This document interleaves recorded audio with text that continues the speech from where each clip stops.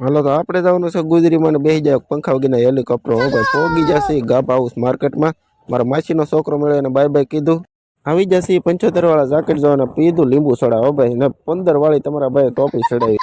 ગુજરીમાં જઈએ 15 વાળા શર્ટ મેં જઈશું ભાઈ ઠપકારે એમાં મજા ન આવી.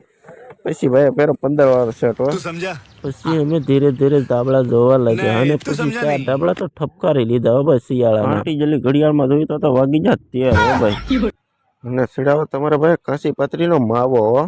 આવી જશે કેળા બટર હેરડી લેવા.